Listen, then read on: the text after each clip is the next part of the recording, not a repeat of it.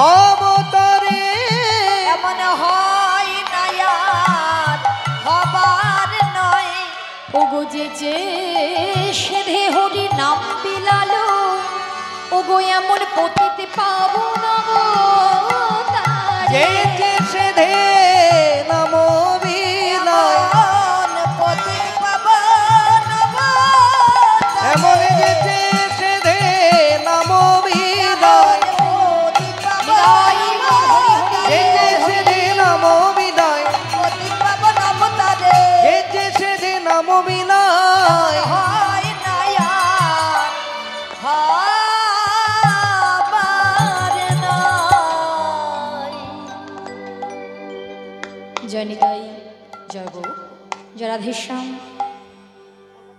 কলি ঘোর তিমিরে গড়া শিল জগজনী, ধর্ম করম রহদূর, অসাধনে চিন্তামণি বিধি মিলাইল আনি, আমার গোড়া বড় দয়ালু ঠাকুর। তাহলে চিন্তা করে দেখুন মা, এটা হচ্ছে কলি যুগ, তাই না? কিন্তু বলছে কলি ঘোর তিমিরে, অর্থাৎ এই কলি যুগটাতে তিমির অর্থাৎ অন্ধকার। কলি যুগে অন্ধকার আমাদেরকে এমন ভাবে গ্রাস করে রেখেছে বাবা, আমরা মানব জন্ম পেয়ে ধন্য হয়েছি, দুর্লভ মানব জন্ম। আর আরো ধন্য হয়েছি যে যুগে আমরা এসেছি, সে যুগে চৈতন্য মহাপ্রভু অবতার রূপে অবতীর্ণ হয়েছিলেন, তাই তো? তাহলে নদিয়ায় নবদ্বীপের মাটিতে যেমন এলেন গৌরাঙ্গ মহাপ্রভু, তেমনি এলেন আমার নিতাই চাঁদ। একজন কৃপা করে হরি নাম দান করেছে, তাই না? হরি নাম নিয়ে এসেছে, আর একজন কৃপা করে দান করেছে। তাহলে শুধু গৌর হরির জন্য নয়, গৌর হরি না আসলে তো সত্যি কলির জীব উদ্ধার হতো না, মহামন্ত্রটা আমরা পেতাম না। তেমন ভাবে নিতাই চাঁদের অবদানও কিন্তু কম নেই। গৌরকে যেমন মানবে, নিতাই চাঁদকেও মানতে হবে, কেননা তিনি যদি নাম না বিলাতেন তাহলে আমরাও সেই নামটা পেতাম। কিন্তু আমাদের মতো হতভাগা জীব এই কলিযুগটাতে তিমির অর্থাৎ অন্ধকার এমন ভাবে গ্রাস করে রেখেছে, আমরা সকলে এসেছিলাম কৃষ্ণচরণের দাস হতে, কিন্তু সকলে আমরা বসে আছি মায়ার দাস হয়ে। মায়া পিশাচিনী অন্ধকার আমাদের মতো প্রত্যেকটা জীবগণকে এমন ভাবে গ্রাস করে রেখেছে বাবা, আমরা কিছুতেই এই মায়ার জাল কাটিয়ে উঠতে পারছি না। আমরা গৌর গোবিন্দকে চিনতে পারছি না। কেন? মায়ায় আমরা এতটা মুগ্ধ হয়ে গিয়েছি, মোহিত হয়ে গিয়েছি। মায়ার বালিশ মাথায় নিয়ে একটা একটা করে দিন চলে যাচ্ছে, গৌর গোবিন্দকে আমাদের চেনার হলো না। হরি বল। কিন্তু গৌর হরিকে যদি না চিনতে পারে কোনো জীব, বলছে এই কলি যুগে তুমি যত যা কিছুই করো না কেন, যদি গৌর চরণে আশ্রয় না নিতে পারো, তাহলে তোমার জন্মটা ব্যর্থ হবে, বিফল হবে, তোমার আসা যাওয়াটা সার হবে, তাই না? কেননা এই গৌরাঙ্গ মহাপ্রভু তিনি তো যে কোনো জন নয় মা, সেই রাধা কৃষ্ণ দুটি দেহ এক হয়ে নদিয়ায় এসেছিলেন। তিনি ভগবান, কিন্তু ভক্তরূপে ধরা দিয়েছিলেন। ভগবানই ভক্তরূপে এসেছে, ভক্তরূপে এসে নিজে কৃষ্ণ, কিন্তু জগৎকে শেখাচ্ছেন কিভাবে কৃষ্ণ নাম করতে হবে। কেননা নিজে আচরণের মধ্য দিয়ে বুঝিয়ে দিয়ে গিয়েছেন যে এমন ভাবে আচরণের মধ্য দিয়ে তোমরা গৌর গোবিন্দের কৃপা পাবে। কেননা ভগবানকে পাওয়া তো অত সোজা কথা নয়, তাই না বাবা? সত্য ত্রেতা দাপর যুগ, আমাদের এই যুগে ভগবানকে উপাসনার জন্য তো সহজ উপায় করে দিয়েছেন, সেটাই আমরা পারি না, তাই না? সহজ উপায় আমাদের জন্য, কলির জীবের জন্যই সহজ উপায়।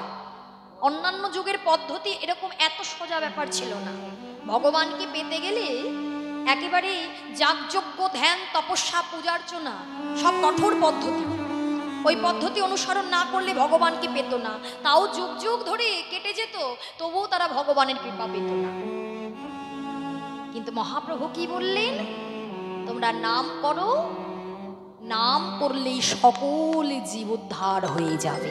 বল হরি বল। নাম ছাড়া জীবের গতি নাই, গতি নাই, গতি নাই। কিন্তু দেখো মা, এই কলিযুগে হরিনাম ছাড়া তুমি যদি ভাবো আমি তো পূজা অর্চনা করছি, হরিনামের দরকারটা কি? আমার মনে ভক্তি আছে, আমি পূজা অর্চনাও করছি, তাহলে হরিনামটা কেন করব? হরিনাম তো না করলেও হয়, তাই না? আমরা প্রত্যেকদিন সবাই বাড়িতে পূজা অর্চনা করি, তো পূজা অর্চনা করলেই তো হবে। শুধু পূজা অর্চনা নয়, পূজা অর্চনার সঙ্গে তোমায় হরিনামটাও জপ করতে হবে। একদিন পূজা অর্চনা না করলে কোনো ক্ষতি হবে না, একদিন হরিনাম বন্ধ করলেই ওই দিনটাই একেবারে বৃথা হয়ে যাবে, তাই না? কেননা কলিযুগে হরিনাম সংকীর্তন হচ্ছে মুক্তির বিধান, মুক্তির উপায় হরিনাম ছাড়ার কিচ্ছুতেই নেই। কেননা বাবা, এই কলি জীব, আমরা হচ্ছে কলির জীব, তাই তো? আচ্ছা বাবা বলুন তো, আমাদের এই কলি যুগের পরমায়ু কত? কত গো? 4,32,000 বৎসর, তাই তো? আচ্ছা, চলে গিয়েছে কত বৎসর? 5,000 বৎসর, তাই তো?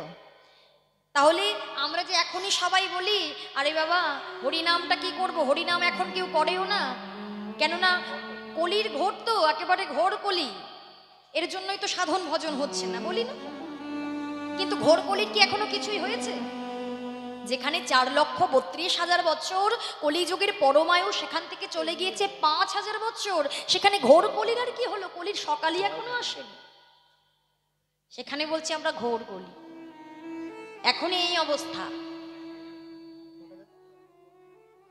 কিন্তু দেখুন, এই কলিযুগে যদি হরিনাম করা যায় তাহলেই সবকিছু হবে। তাই ধর্মক্ষেত্র কুরুক্ষেত্র মেদিনীতে ধর্মের সঙ্গে যখন অধর্মের যুদ্ধ হয়েছিল, তো জয়লাভ কে করেছিল? যথা ধর্ম তথা জয়, তাই না? মহারাজ যুধিষ্ঠির যখন রাজ সিংহাসনে বসলেন, এক নবীন সন্ন্যাসী এসে মহারাজকে বললেন, ধর্মরাজ, আজ আমি পথে আসার পথে কিছু কিছু জিনিস লক্ষ্য করলাম, দেখলাম, কিন্তু তার তাৎপর্য আমি বুঝতে পারলাম না। তা কি দেখলে, কি এমন দেখলে যেটার তাৎপর্য তুমি বুঝতে পারছো না? না দেখলাম না, একজন রমণী একটি কলসি নিয়ে সরোবর থেকে জল ভরছে, আর সেই সরোবর থেকে জল ভরছে, তার পাশে রাখা রয়েছে 4টি সম পরিমাপের কলসি। সেই রমণী একটি কলসির জল নিয়ে ওই 4টি কলসি ভর্তি করে দিল, কিন্তু ওই 4টি কলসির জল যখন একটি কলসিতে ঢালা হচ্ছে, দেখা হচ্ছে ওই কলসিটি আর পূর্ণ হলো না। হৃদয় ওর হরি বল। আবার দেখলাম না, একটি বিশাল বড় শস্যক্ষেত, ওই শস্যক্ষেত রক্ষা করার জন্য দাঁড় করানো হয়েছে কি কাকতাড়ুয়া, তাই না? কিন্তু যাকে রক্ষা করার জন্য দাঁড় করানো হয়েছে সেই সকলের অবর্তমানে সমস্ত ফসল বিনষ্ট করে দিচ্ছে। 3 নম্বর দেখলাম যে দুটো গাছ রয়েছে, আর দুটো গাছের মধ্যে আছে একটা ছোট্ট ছিদ্রপথ, যেখান থেকে একটা হাতির শরীর বেরিয়ে গেল, শুধু তার লেজটা আটকে গেল, আর সে যেতে পারছে না। 4 নম্বর দেখলাম না, একটি পাথর, ভারী পাথর, ওই পাথরটিকে একটি সুতো একেবারে টেনে টেনে একেবারে পারাপার করে দিচ্ছে। মহারাজ যুধিষ্ঠির বুঝতে পারলেন যে দাপর যুগের অন্তে কলির প্রভাব বিস্তার করতে চলেছে। কেননা এই কলিযুগের দশাটাও কিন্তু, কলি জীবের দশাটাও কিন্তু এমন, শুরু তো হয়েই গিয়েছে, আমরা সবাই জানি, তাই না মা? কেননা এই যে উদাহরণ দিলেন, এর তাৎপর্যটা কি না, একটি রমণী একটি কলসির জল 4টিতে ভরে দিল, 4টি কলসির জল একটি পরিপূর্ণ করতে পারল না। অর্থাৎ এদিক ওদিক চোখ ঘোরালে দেখতে পাওয়া যায় যে একজন মা তার যত সন্তানই হোক না কেন, সে তার সব কিছু দিয়ে লালন পালন করতে পারে, বড় করে তুলতে পারে, কিন্তু ওই একজন মা যখন বৃদ্ধ হয়, ওই 4 জন সন্তান হোক আর 5 জন সন্তান হোক, ওই এক মায়ের দায়িত্ব আর কেউ নিতে পারে না। অর্থাৎ ভাগ ভাগ হয়ে যায়। 1 মাস তো একজন দেখি, পরের মাসে বলে 1 মাস আমার হয়ে গিয়েছে, এবার তোর পালা, তাই না? একেবারে পালা পালা করে দেয়। অবশেষে কি হয়? ভাগের মা গঙ্গা পায় না। এই হচ্ছে কলিজীবের দশা। এবার দ্বিতীয় দেখো কি বলছে না, যে ফসল রক্ষা করার জন্য কাকতাড়ুয়াকে দাঁড় করানো হয়েছে, সে কিন্তু সকল ফসল বিনষ্ট করছে। অর্থাৎ দেখবেন বাবা, আপনি এই সমাজ ব্যবস্থাটাকে যার দায়িত্বে দেবেন, যার হাতেই তুলে দেবেন না কেন, যে হবে রক্ষক সেই হবে ভক্ষক। অর্থাৎ যে লঙ্কায় যাবে সেই হবে রাবণ, তাই না? তো কোনো পার্টির কথা নির্দেশ করা আমার উদ্দেশ্য নয়, এটাই হচ্ছে যুগের হাওয়া। তো যেই আসুক না কেন এটাই হবে। 3 নম্বর হচ্ছে যে দুটো গাছের মধ্য দিয়ে একটা মোটা হাতি চলে গেল, তার লেজটা আটকে যাচ্ছে। অর্থাৎ এই জগতে দেখবেন যে প্রভাবশালী ব্যক্তি, যার অর্থ আছে, যার ক্ষমতা আছে, লোকবল আছে, অর্থবল আছে, জনবল আছে, সে দেখবেন বড় বড় অপরাধ করেও বেরিয়ে যাচ্ছে আইনের ফাঁক থেকে। আর কিন্তু যার কিছু নেই, সে একটু একটু অপরাধ করেও সে প্রতিনিয়ত ওই আইনের চাকায় ক্রমাগত পিষে মরছে। আর 4 নম্বর, একটা পাথরকে টেনে টেনে পারাপার করে দিচ্ছে কে? একটি সুতো। অর্থাৎ এতক্ষণ ধরে যে পাপ রাশির কথা আমরা শ্রবণ করলাম, এই হরিনাম রূপী মহামন্ত্র, এই যে হরিনাম, অমৃত সুধা, এটাকে বলা হচ্ছে, হরিনামকে বলা হচ্ছে অমৃত সুধা। এই হরিনামে যদি কেউ করতে পারে, হরিনাম যদি সঠিক উপায়ে যদি হরি কথা বলা যেতে পারে, এই হরিনাম রূপী সুধার দ্বারা আমাদের মতো জীবগণকে পারাপার করে দিতে পারে। নিতাই গৌর প্রেমানন্দে হরি বল। এই হরিনাম ছাড়া জীবের গতি নাই। নাম করো, নাম করলেই সব হবে। কিন্তু বলো তো মা, আমরা কি সময় থাকতে সাধন ভজনটা করি? হ্যাঁ গো, করা হয়? করা হয় না। দিন শেষে ভগবানকে আমাদের মনে পড়ে। দিন শেষে মনে পড়ে কি হবে গো? দিন শেষে আর মনে পড়ে কি হবে? মহাপ্রভু বললেন, ওরে জীব, একবার কৃষ্ণ নাম করো, একবার হরি নাম করো। কিন্তু ওই যে আমাদের মতো জীব, একটা কর্ম করতে গেলে 10 বার ভেবে দেখে আমি যে কর্ম করব সেটার পেছনে কতটা লাভ আছে, কতটা লোকসান আছে।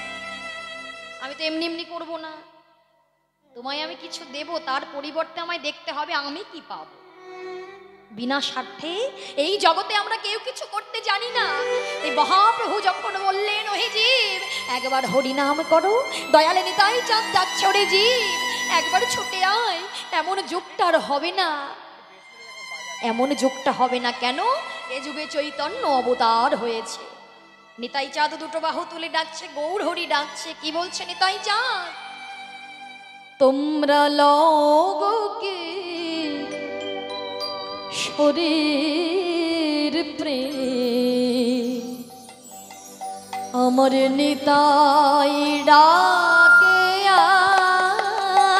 তোমরা লড়ে কি শরীর প্রেম, নিতাই ডাকে আয়। তোমরা লগকে শরীর প্রেম, নিতাই ডাকে আয়। আমার নিতাই ডাকে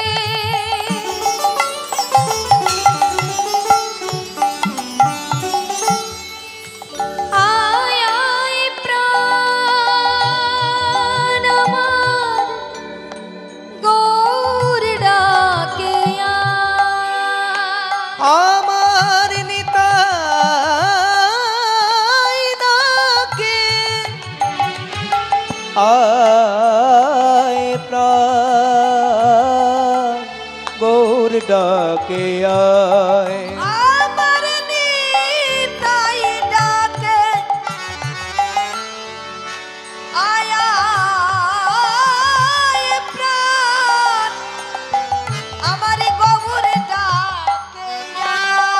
তোমরা লগো কিশোরীর প্রেম আমার নিতাই ডাকে তোমরা লহে কিশোরীর প্রেম নিতাই ডাকে তোরা প্রেম নিবি কে নিবি বলে বলি রে হরি না তোরা প্রেম নিবি আই বদন ভরে বলে রে হরি না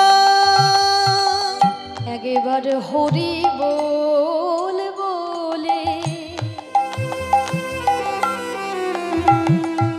ভাষা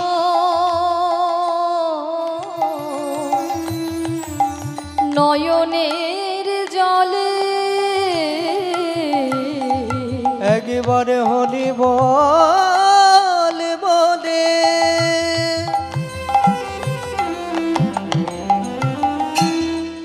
বাসদই নয়নের জলে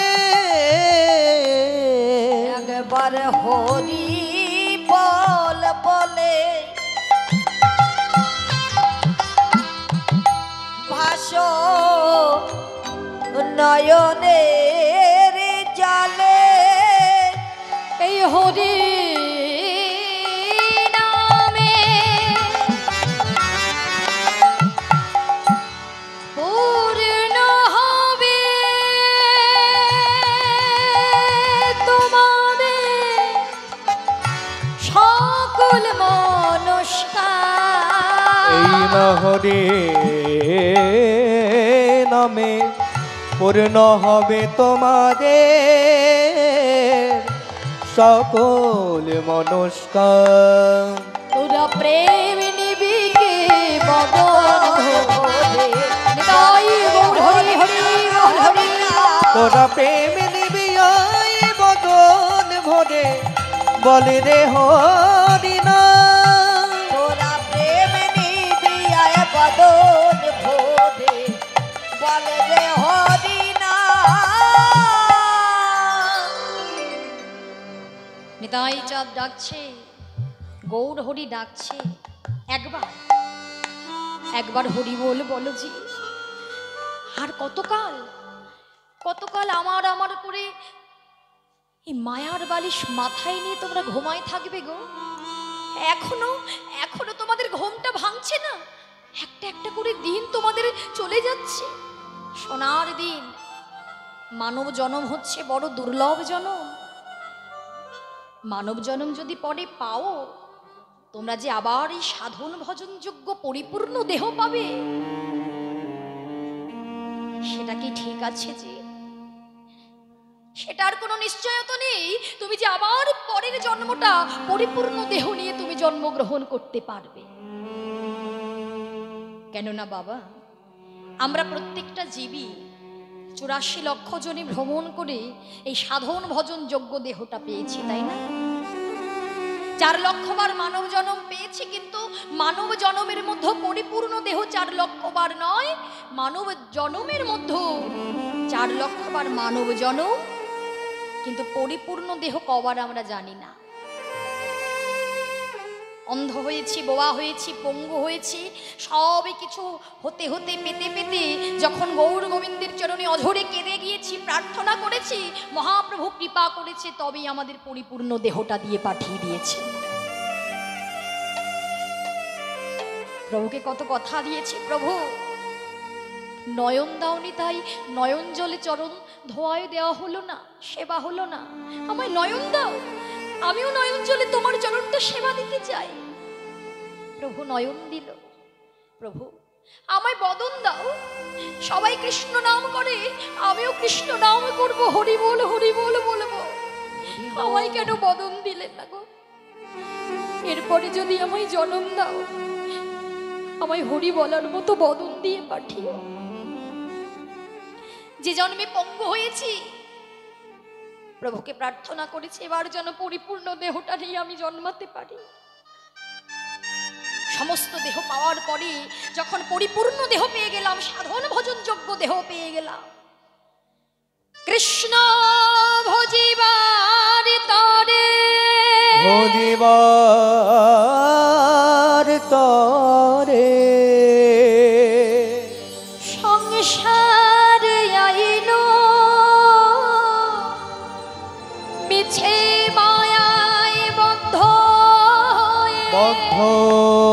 হয়ে শুধু বৃক্ষ সম হইনু। আমি মিছে মায়ায় বদ্ধ হয়ে বৃক্ষ সম হইনু।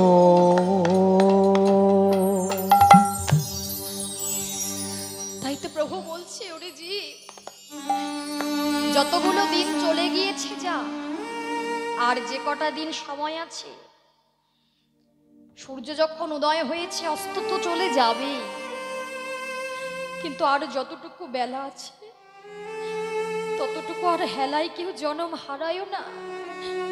সময় থাকতে ভক্ত সঙ্গ করো, সময় থাকতে একবার হা কৃষ্ণ বলে কাঁদো। আরে কাঁদিলেই তো কৃপা পাবে। মায়ার জীবের উপর কেঁদে কি হবে? মায়ার সংসারের উপর কেঁদে কি কিচ্ছু হবে না। যদি কৃষ্ণ বলে কাঁদতে পারো তবেই তুমি কৃপা পাবে।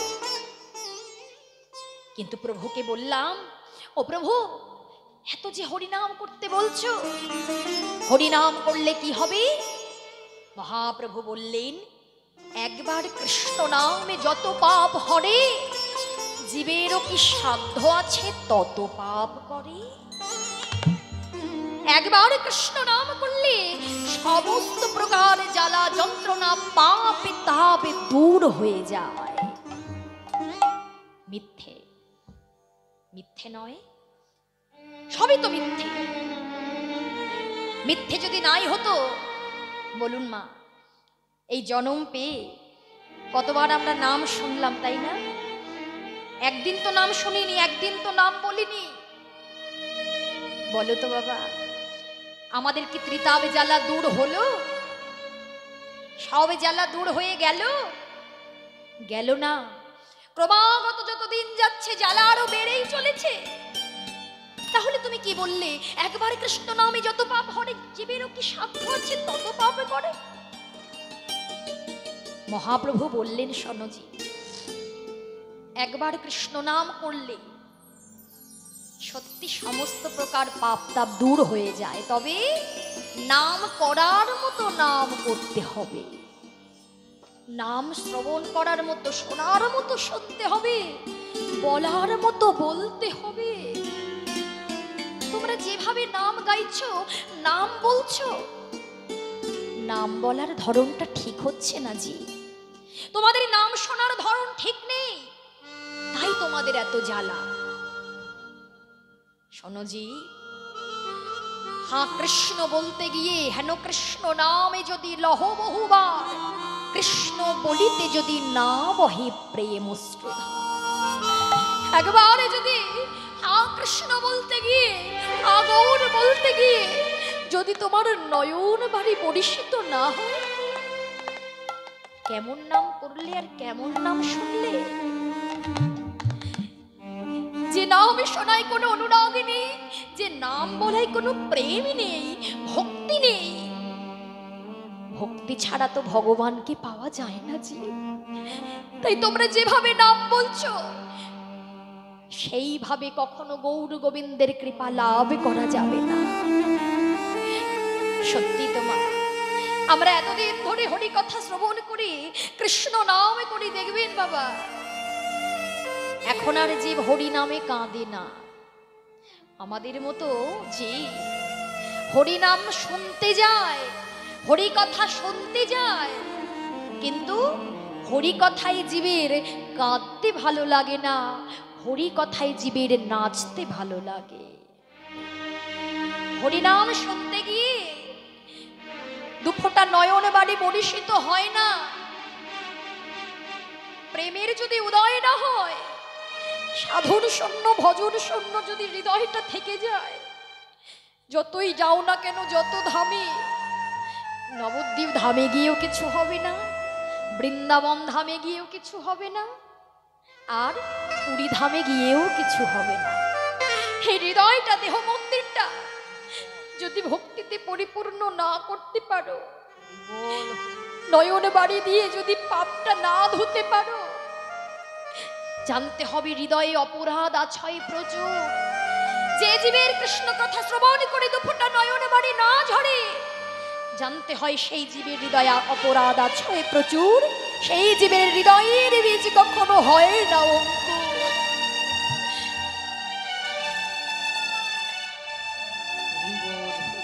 তাই তো বৈষ্ণব কবি বললেন, ও প্রভু,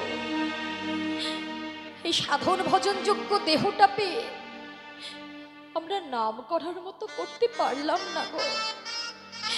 সব আমার আমার করে দিন হারিয়ে দিলাম। আমি কিন্তু এপাশ ওপাশ ঘুরে চেয়ে দেখছি না, আজকে আমার কাছে সবাই আছে, কিন্তু দিন শেষে যখন চলে যেতে হবে, আমার এদিকেও কেউ থাকবে না, ওদিকেও কেউ থাকবে না। কি করে থাকবে? আমি যখন ভবে এসেছিলাম, আমি এসেছিলাম একা। আবার যখন চলে যাব, যতই তুমি যাকে যত ভালোই বাসা দাও না কেন, কেউ তোমার সঙ্গের সাথী হবে না। শুধু নামে যাবে আর এই প্রাণে যাবে। ও প্রভু, আমাদের মতো অধম সন্তান তো ক্রমাগত তোমার চরণে কত অপরাধ করে চলেছে প্রভু, কিন্তু আমরা তো অধম, তাই আমরা অন্যায় করি, অপরাধ করি। তুমি তো জগৎ পিতা, তুমি জগৎ পিতা হয়ে আমাদের সকল অপরাধ ক্ষমা করো প্রভু। কোন দিন? যেদিন আমার দেহ ছেড়ে প্রাণ পাখিটা উড়ে চলে যাবে, যেদিন আমায় অন্ধকারের পথে যেতে হবে, আমি যখন পথ চিনতে পারবো না, আমায় অন্য কোনো পথে নয় প্রভু, শুধু তোমার ওই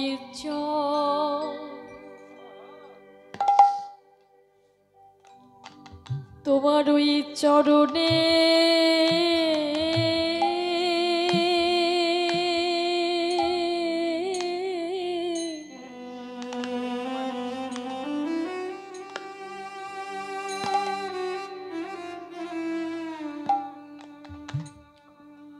আমায় একটু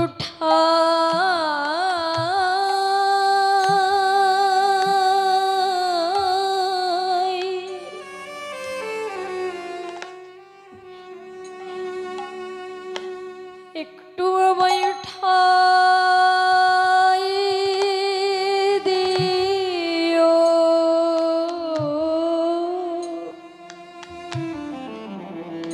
আমার গৌর হরি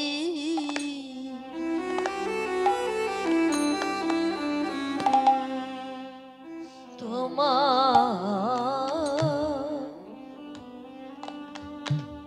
ওই চরণে হরি বল হরি বল।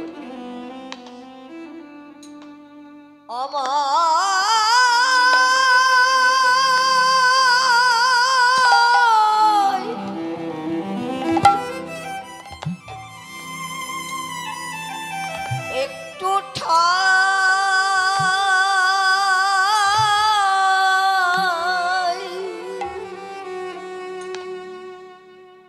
ঠাই দিও,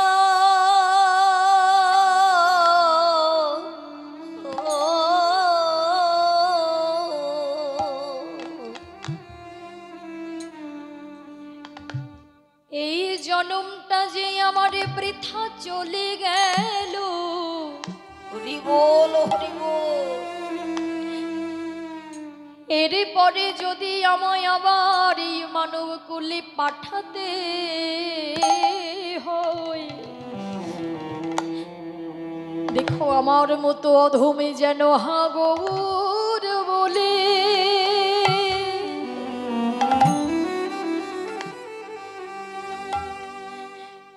হা প্রাণ গৌর বলে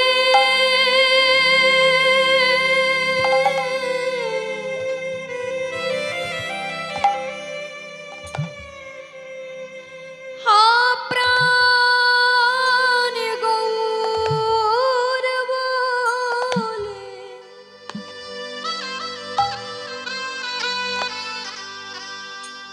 যেন কদিতে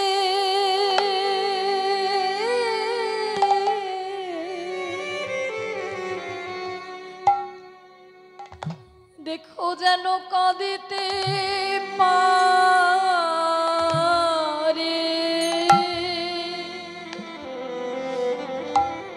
আমার গৌর হরি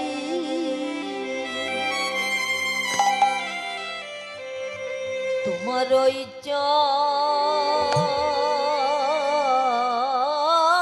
চরণে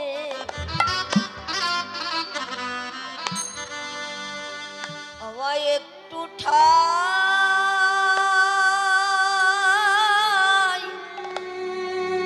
ঠাই দিও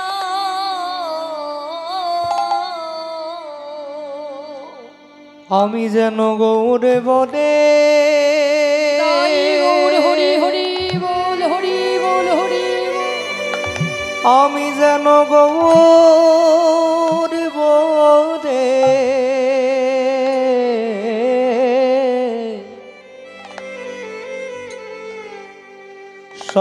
সদাই কাঁদিতে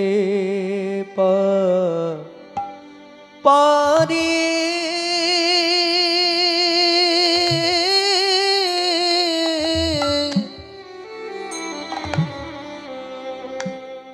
তোমার ওই চরণে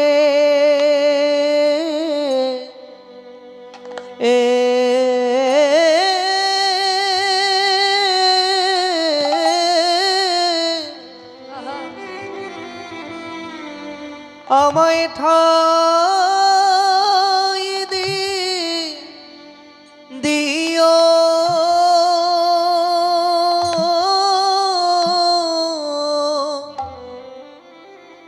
প্রভু যেদিন আমার থাকবে না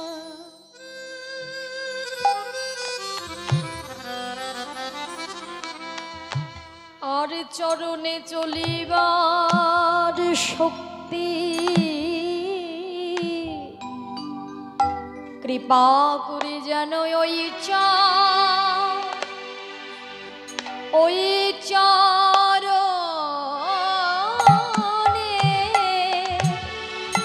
ঠাই দিও যেদিন আমার থাকবে না চলার শক্তি আমায় ওই চরণে ঠাই দিও যেদিন আমার থাকবে না চলার শক্তি আমায় ওই চরণে ঠাই দিও যেদিন থাকবে না বদনে হরি বলার শক্তি তোমার ওই চরণে আমায় ঠাই দিও যেদিন আমার এই জীবনে বেলা ডুবে যাবে তোমার ওই চরণে আমায় ঠাই দিও যেদিন আমার একা একা যেতে হবে তোমার ওই চরণে আমায় ঠাই দিও ওগোই উঠিতে যদি না পারি তোমার সাধের নৌকায় ওই চরণে ঠাই তুমি দিও সেদিন নিজ গুণে আমায় কৃপা করো গো ওই চরণে ঠাই দিও তুমি নিজ গুণে কৃপা করো প্রভু ওই চরণে ঠাই দিও তোমার মতো এমন দয়াল হয় না আর হবার না ওই চরণে ঠাই দিও বলি এমন দয়াল হর হয় কি না হয় তোমার ওই চরণে ঠাই দিও তাই বলি হা গৌর কৃপা তাই গৌর হরি হরি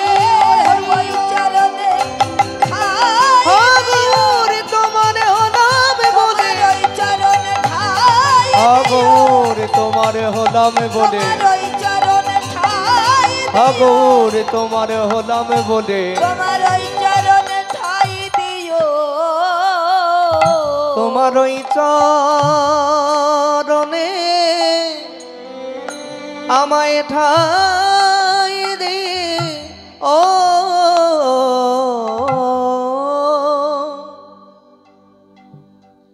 জনিতাই জয় গৌর। তাই গৌর হরি ছাড়া আমাদের মতো জীবের কোনো বান্ধবী নেই বাবা। তুমি যতই সবাইকে আমার আমার করো না কেন, এরা তো আমার নয়। তুমি যতবার জন্ম পাবে, এরা কিন্তু কেউ তোমার সঙ্গে জন্মের পর জন্ম ধরে থাকবে না। এক একজনকে এক একবার কোথায় না কোথায় যেতে হবে, আমরা কেউ জানি না, তাই না? মাতা পিতাও পরিবর্তন হবে, আত্মীয় স্বজন পরিবর্তন হবে। তাহলে এই রঙ্গমঞ্চে আমরা কদিনের জন্য, কিন্তু যে হচ্ছে প্রকৃত আমাদের, যে প্রকৃত আমাদের বান্ধব, সেই ভগবানকে আমাদেরকে চিনতে হবে, আমাদেরকে জানতে হবে। সময় থাকতে তার চরণে আমাদেরকে আশ্রয় নিতে হবে। তুমি যদি মানবকুলে জন্ম পেয়ে হরিকথা না বলতে পারো, গৌরচরণে আশ্রয় না নিতে পারো, তাহলে সাধন ভজন হবে না। সাধন ভজন না হলে আসা যাওয়া সার হবে, যেমন এলাম তেমনি গেলাম, তাই না? এর জন্যই তো সময় থাকতেই হরি ভজন কৃষ্ণ ভজন করতে হবে, তাই না মা? তাই যে মহাপ্রভু আমার হরিনাম বিলিয়ে দিয়ে গিয়েছিলেন, প্রভু তো বুঝতে পেরেছিলেন বাবা আমাদের মতো জীবের জন্য সহজ উপায়টা কেন গো মা? কেননা প্রভু তো জানতেন আমার এই কলির জীব কোনো কঠিন পদ্ধতি অবলম্বন অনুসরণ করতে পারবে না, তাই না? তাই তো হয়েছে, দেখো আমাদের ধৈর্য শক্তি কমেছে, তাই না? ধৈর্য শক্তি কমেছে তো আমাদের মতো কলির জীব দেখবে বড় কুড়ে হয়, কাজ করতে ভয় পায়, তাই না? তা আমাদের মতো জীবের স্বভাব কেমন হবে তিনি তো জানবেন, যিনি বিশ্বব্রহ্মাণ্ডের মালিক।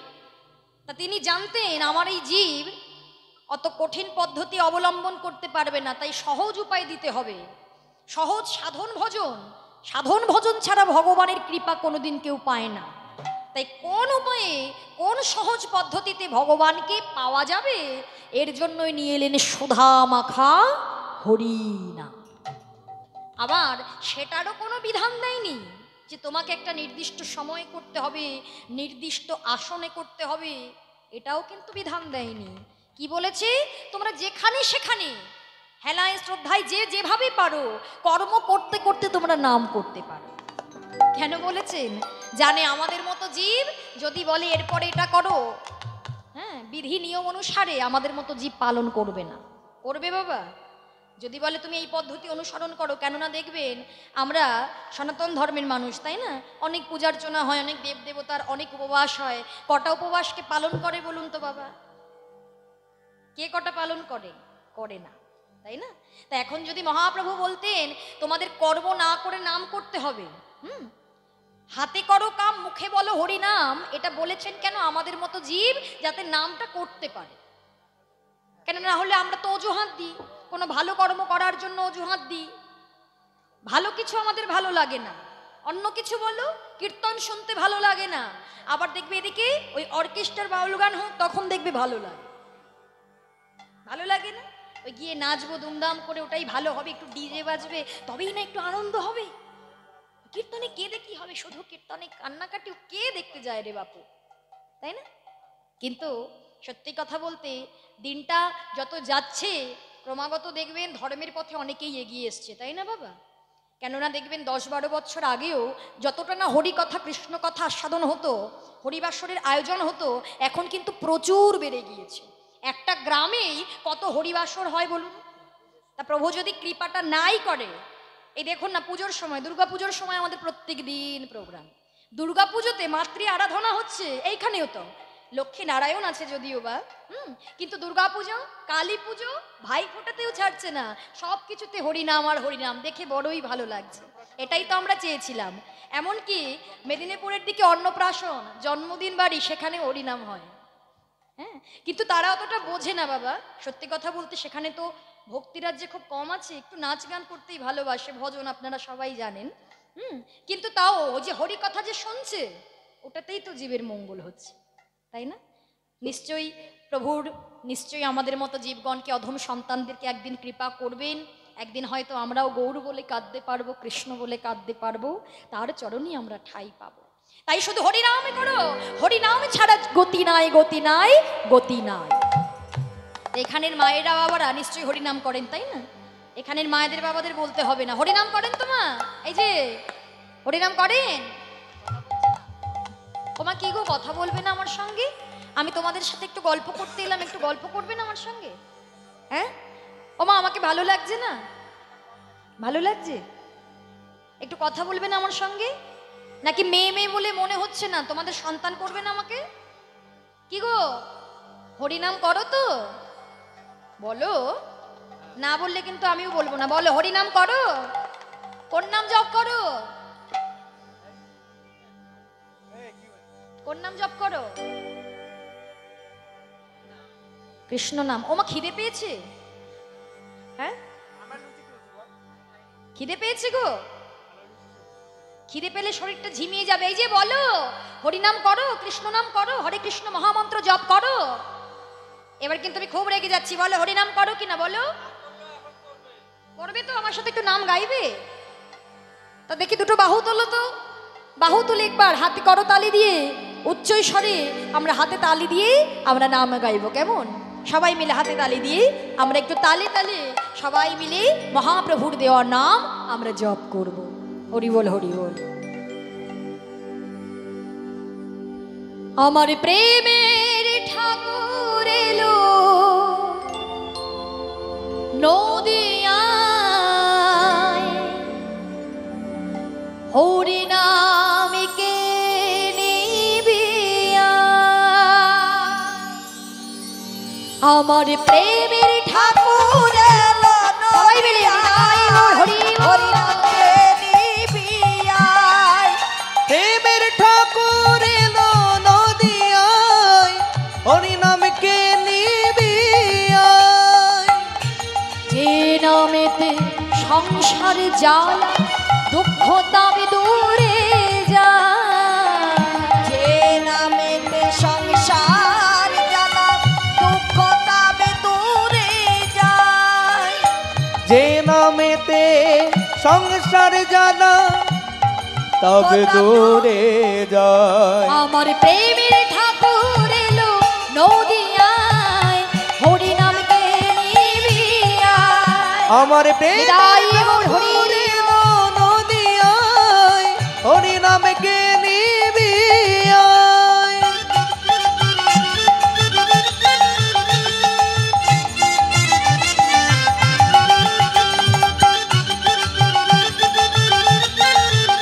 হরি বল, হরি বল।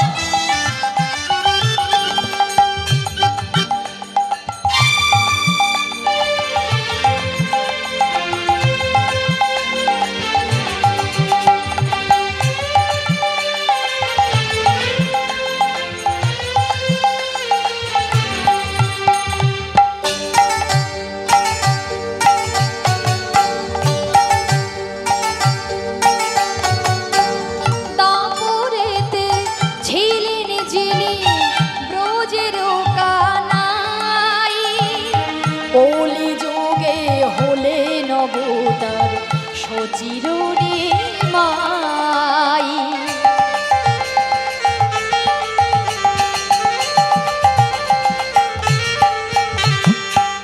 দাপারেতে ছিলেন যিনি নদিয়ার নিমাই, কলি যুগে হলেন অবতার সচির নিমাই।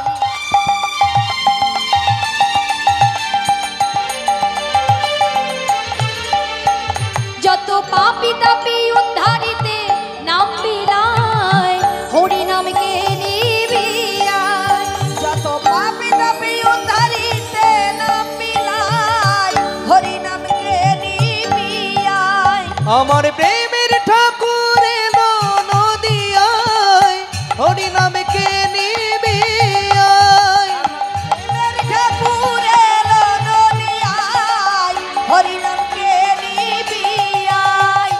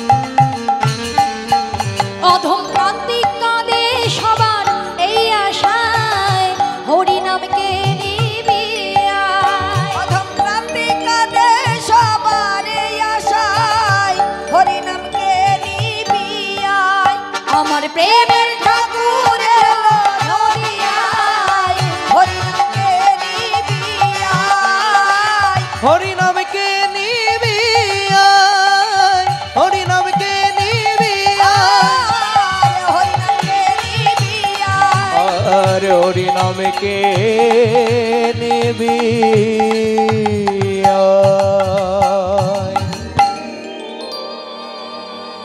হরি বল হরি বল। দেখেছেন তো কি অবস্থা? একটু হাতে তালি দিয়ে একটু নামটাকে অনুসরণ করবেন, সেটাই হচ্ছে না। তাহলে ভেবে দেখুন, আমরা সবাই কর্ম ছাড়াই ফলের আশা করি, কর্ম ছাড়া কখনো ফল হয় না। এই যে মা, কালকে বাড়িতে রন্ধন করবেন না, দেখবেন তো সেবা হয় না কি? হবে? হবে না? কেন হবে না? এই তো নাম শুনছো, হাতে তালি নেই, মুখে নাম নেই। যদি নাম শোনা হয় তাহলে রন্ধন ছাড়াই সেবা হবে। কি গো, হাতগুলো শুধু ওই চাদরের তলায় ভরে রাখলে হবে? একটু হাতটা বার করতে হবে।